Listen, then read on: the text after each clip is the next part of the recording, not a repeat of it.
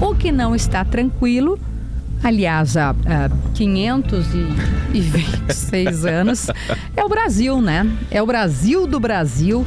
E a gente trouxe hoje, para mim, uma das maiores repórteres, jornalistas, investigativa, né? Mesmo no ofício de colunista, de apresentadora, de comentarista, ela tem o DNA da apuração, é ir atrás da informação.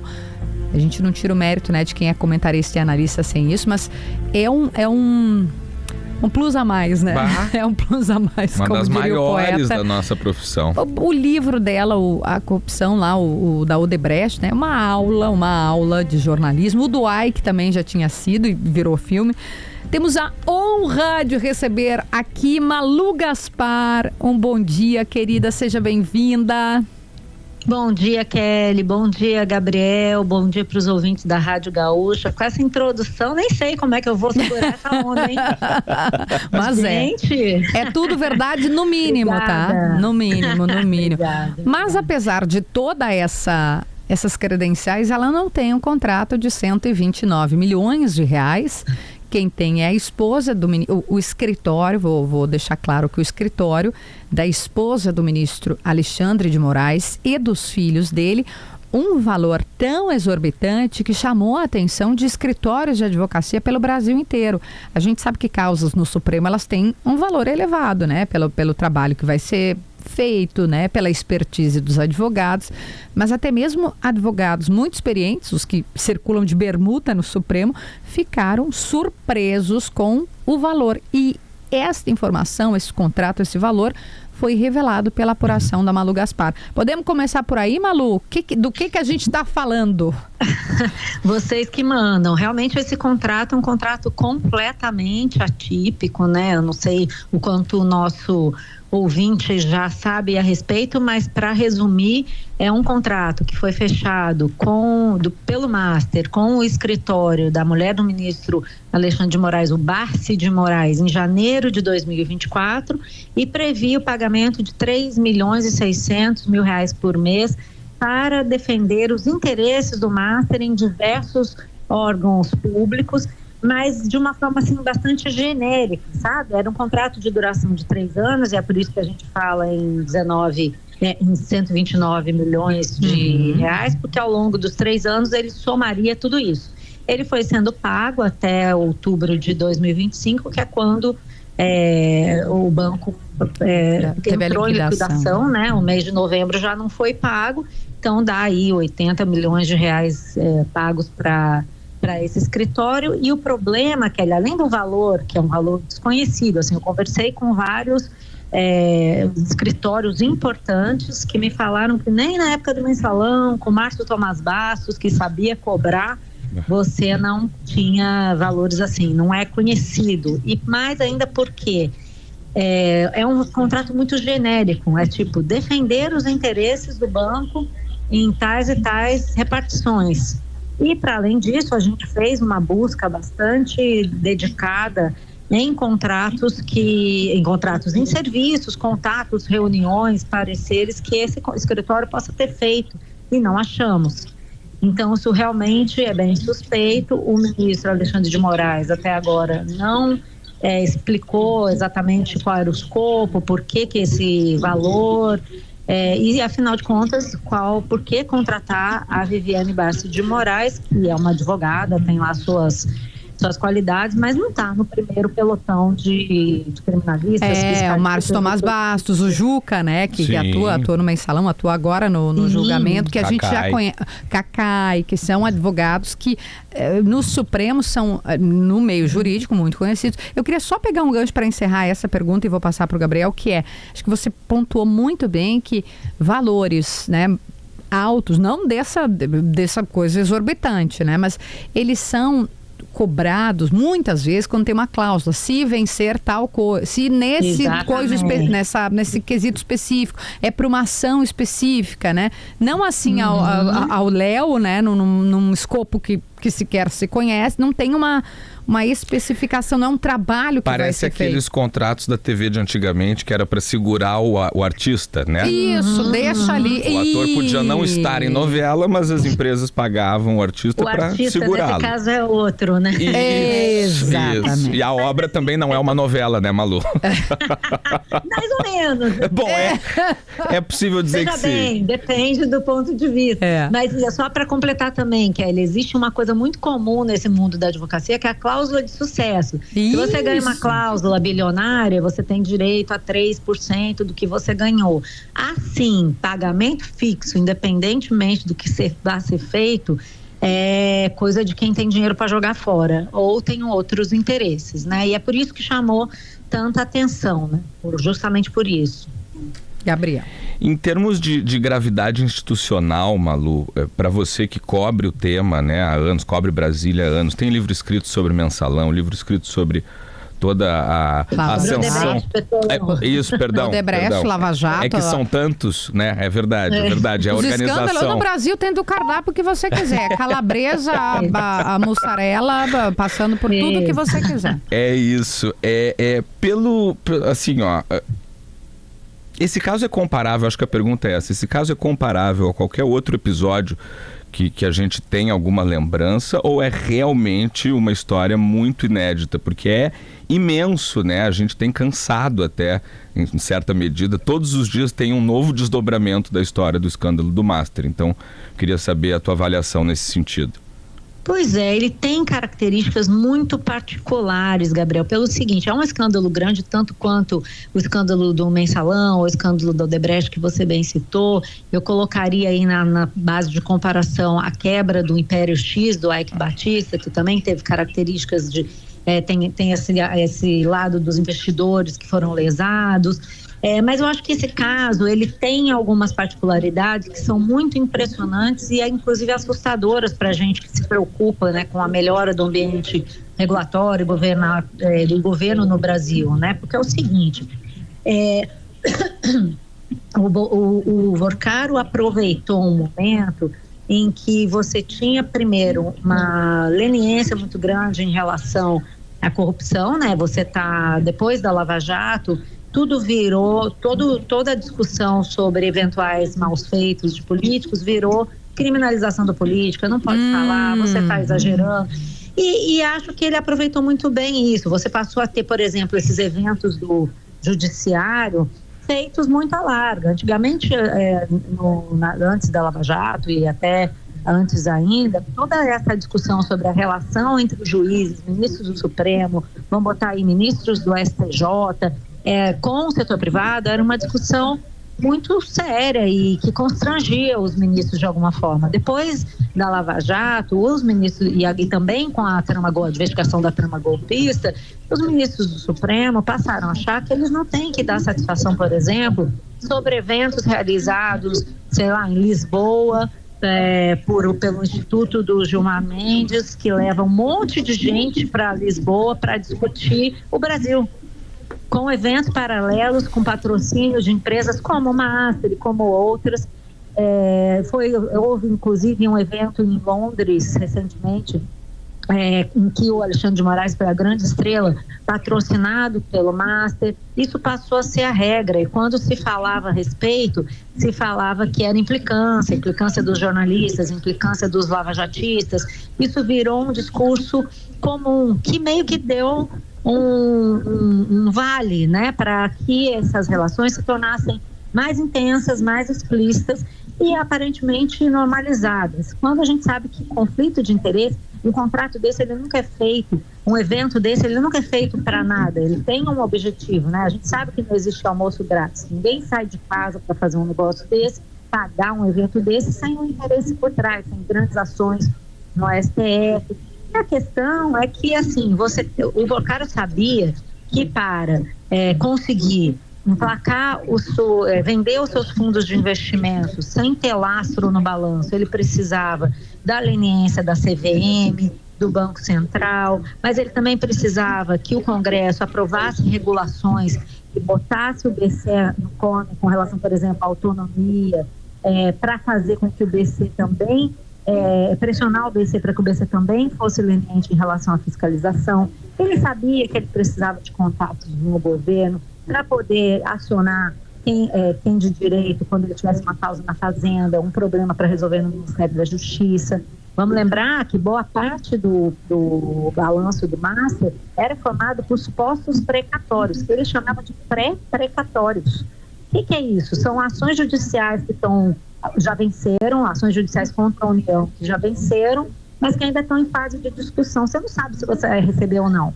Mas ele ia lá e botava no balanço dele como um ativo de bilhões de reais. Quer dizer, é uma fraude mais do que um caso de corrupção, porque no caso do Odebrecht, por exemplo, você tinha superfaturamento, você tinha propina, você tinha desvios, você tinha obras, discussões concretas a respeito de programas que eram visíveis. Tinha fraude? Tinha muita fraude, mas nesse caso a coisa é uma grande pirâmide que foi sendo permitida pelos mais diversos setores do governo, e como era muito dinheiro, o Vocaro nunca se furtou a pagar o que fosse necessário para quem fosse preciso para manter a sua rede de influência, baseada em papel, fraude, farsa. Eu falei hoje na minha coluna no Globo de um caso que me chamou a atenção, para você ver aonde a coisa chegou. Eles fizeram um investimento no Master numa empresa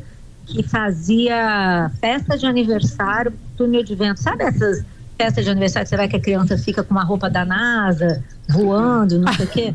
Não é possível. Esse é o evento. Eles botaram 500 milhões de reais nessa empresa, que depois comprou fundos do próprio Master. Você acha que uma empresa que faz festa de aniversário com túnel de vento vale 500 milhões de reais? Isso é R$500 bilhão. Ninguém viu isso? É um pouco difícil de acreditar que ninguém viu que isso estava acontecendo, e ele botava no balanço. Eu tenho 500 milhões de reais, uma empresa de 500 milhões de reais. Você vai ver o que essa empresa faz, túnel de vento. O que essa empresa fez? Investiu em fundos do Master. Então é o dinheiro rodando numa grande bicicleta e saindo para contratos de consultoria, de advocacia, para o Vocaro comprar o Hotel Fazano, outros ativos, avião de 500 milhões de dólares. Então o que chama atenção nesse caso, para voltar a finalizar a sua pergunta, é a ousadia e o tamanho dos valores que eram simplesmente desviados para pagar todo tipo de despesa pessoal, despesa de consultoria, irrigar Brasília com um dinheiro que talvez eles nunca tenham visto na vida. E aí é muito dinheiro. Se cria porque ninguém fazer vista grossa, né? Não é feito sem que muita gente tenha sido abordada. E o Vocaro, né, Malu, das apurações que se tem, ele fazia muita questão de dizer que era amigo do ministro, que era amigo do presidente e tal. Nunca foi escondido que ele tinha relação. Pelo contrário, né? Pelo contrário, essa ele teia... gostava, né?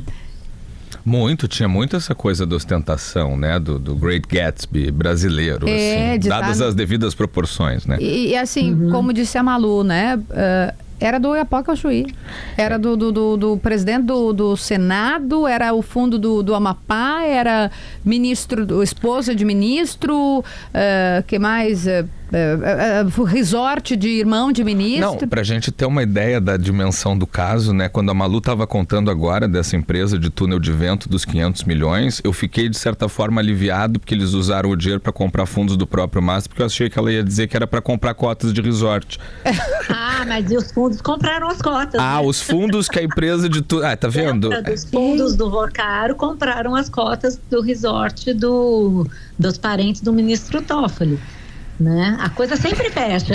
É isso, no fim é um círculo que acaba se encerrando sempre no mesmo lugar. Mas aí eu vou pegar uma coisa que tu disse, Malu, que é o seguinte: ninguém viu, né? O Banco Central, quando vê, depois de muito tempo, ainda vira alvo de investigação, de acariação que se queria fazer. Explica pra gente isso aí, assim que me parece claro e evidente. Eu acho importante a gente diferenciar. Primeiro, esse ponto que você tocou, que eu falei também hoje no Globo, nenhuma grande fraude, acho que está claro isso, sobrevive, avança, vai adiante sem a conivência ou a própria, sem comprar muita gente. Isso aí acho que está claro e é por isso que a gente hoje está vendo tantas revelações. É o Supremo, é o governo Lula, é o Banco Central, é o Roberto Campos Neto. Isso. Todo mundo tem a sua cota de participação nessa tragédia que a gente está vendo aí. Agora, tem esses outros pontos que você citou, Kelly. Você tem a questão da instituição. Uma coisa são diretores ou superintendentes, a gente está vendo que o Banco Central hoje abriu uma investigação para apurar falhas na fiscalização e os superintendentes foram afastados. Uma coisa são superintendentes, são pessoas, outra coisa são as instituições, né? Porque pode acontecer, a gente viu o TCU fazer isso e o Master pagar influenciadores para fazerem isso, para atacar o BC por ter feito uma liquidação do Banco Master. Porque isso é uma estratégia de defesa deles, de dizer, essa liquidação foi feita de forma errada, vamos cancelar a liquidação, devolver os ativos para o banqueiro e volta tudo como dantes. Isso é o que ele quer. Mas isso não quer dizer que a gente deva assumir que a instituição, seja ela o Banco Central, seja ele o Supremo, devam ter sua autoridade minada. Pelo contrário, a partir da constatação de que o Vorcar e o Master compraram a influência nos mais diversos nichos de poder, o que a gente tem que fazer é proteger essas instituições. Exatamente. Isso não quer dizer... E aí vem esse assunto,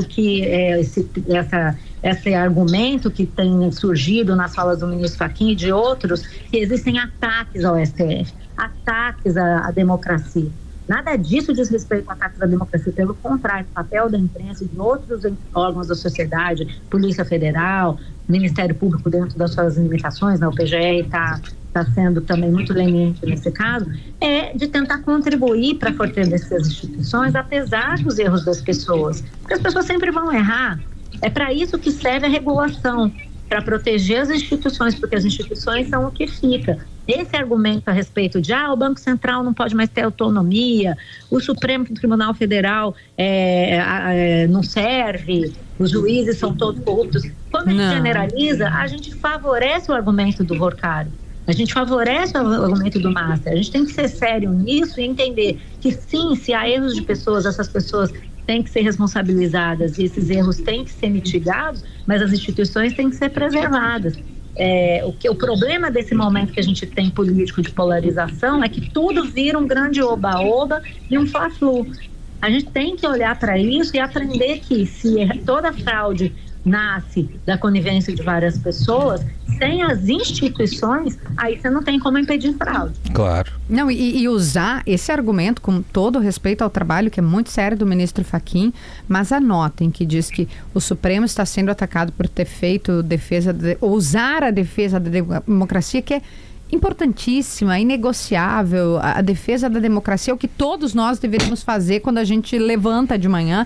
O contrário disso é nefasto, mas usar isso como argumento para uma espécie de passaporte, né, de liberdade para cometer coisas, atitudes que são suspeitas, pelo amor de Deus. E é grave porque esvazia o conceito, né? Quando tudo é ataque à democracia, nada é ataque à democracia. E aí quando a gente estiver diante de um novo ataque à democracia, talvez a gente não consiga reparar.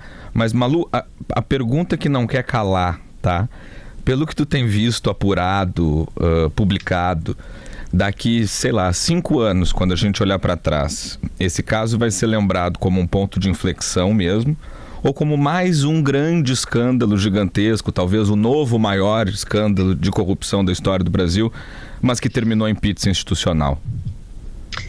Gabriel, essa é uma resposta muito difícil, porque eu sou muito cética em relação à forma como as coisas funcionam em Brasília. Eu vejo que o andar da carruagem está mais para essa segunda opção. Assim, a gente está no momento, eu que já cobri todos esses casos de corrupção, começo a olhar, você começa a ver o comportamento das pessoas, né? Nos bastidores, todo mundo se acusando, o Supremo nos bastidores acusando o governo de estar botando lenha na fogueira, o governo achando que o Vorcaro está querendo botar também fogo na história para ameaçar com uma possibilidade de delação, o Banco Central achando que tem aí uma campanha contra a autonomia. Então, assim, começa todo mundo a se acusar nos bastidores e aí a coisa explode. Mas como todo mundo tem interesse, lá na frente eles chegam em um acordo. Então, eu gostaria muito que esse caso fosse usado para uma discussão mais profunda sobre como impedir novas fraudes e tal. Mas eu não estou vendo muito esse ambiente. Eu acho difícil parar o caso, por isso que eu estou falando. Chega uma hora em que se perde o controle, as pessoas, para se salvarem, começam a acusar os outros. Então, acho uma ilusão dos ministros Dias Toffoli e Alexandre de Moraes que eles vão controlar a investigação. Isso não é trama golpista, não é nem CPI da Covid, é um caso muito mais complexo. Eu acho que não tem como controlar essa investigação, ela vai avançar. A gente está vendo aí cenários, né, de que o Daniel Vorcaro está acenando com uma delação, né? Então, eu acho que a coisa vai avançar e pode, inclusive, contaminar o ambiente eleitoral, né? Você imagina uma delação do Vorcaro no mês de junho, no mês de julho, com a eleição rolando, entendeu? Eu acho isso tudo bem possível. Agora, isso vai limpar o Brasil? Uma investigação sobre essa vai limpar o Brasil? Acho muito difícil. Acho que a tendência é a gente ter um ano muito tumultuado, com alguns efeitos, algumas mudanças. Não acho que é o Código de Ética, por exemplo, que vai ser essa mudança. Está na cara que o Código de Ética, essa discussão do Fachin está sem moral para fazer isso. Mas acho que acho que assim, a gente pode ter alguns avanços, mas no futuro a tendência é a gente ter esse caso na memória como mais um grande escândalo que abalou as instituições e volta-se tudo como dantes no quartel de Abrantes. Eu me comprometi com a Malu que ia devolvê-la para toda a apuração, isso é bom para o Brasil, às 10h30 da manhã, mas como jornalista que sou, farei a última, né? O jornalista, tá, acabou, eu tenho mais uma. Essa mulher, ela é insaciável, não sabe. E é que tem a margem de erro, né? Falou 10h30, mas um pouquinho mais, um pouquinho menos. Exato, tá? Eu sei como é que é, eu sou dessa. E Malu, a minha última pergunta, eu acho que é uma pergunta até de um sabor do que vem aí. Porque a Polícia Federal apreendeu o celular do Vorcaro, teve acesso a uma série de documentos, é aí que vem já a primeira informação do contrato.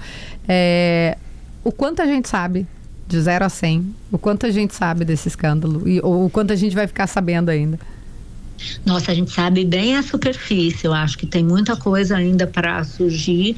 E não só o celular do Vorcaro, como o celular dos outros dirigentes, tudo isso tem grandes chances de vir à tona. Se tiver uma delação, então, a gente deve ter aí, sei lá, uns 80% ainda do que tem para saber, ainda que a gente não sabe. Fiquem com essa. É isso. Fiquem com essa. A gente sabe a pontinha. Cheguei para animar. Malu Gaspar, minha querida amiga e jornalista, assim, referência para nós. Nossa, eu aprendo, leio, me informo. Primeira coisa que eu faço de manhã já é olhar no Zap o que chegou da Malu. E a gente aprende muito sobre coragem também, né? Aliás, vou fazer aqui o que eu já fiz no programa, tá?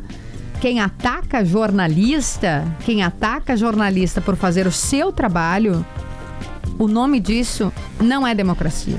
Esse grupo ou boa parte desse grupo, não vou generalizar, que está fazendo isso contra uma mulher, contra uma jornalista, isto não é um regime democrático. O lugar onde jornalista é silenciado, é achincalhado, é preso, tem nome. Vocês conhecem regimes assim, nós temos vários exemplos.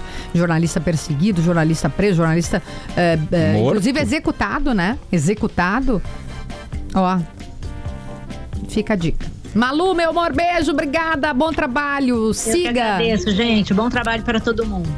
Aula, né, gente? Nossa, aula e aula. Que mulher. 10h32, Malu Gaspar ao vivo, exclusivo conosco, né? Trazendo todas as informações. Ai, dá vontade de conversar com... Quer dizer, também um pouco de desesperança, né? Mas dá vontade... eu tenho vontade de conversar com a Malu todos os dias aqui.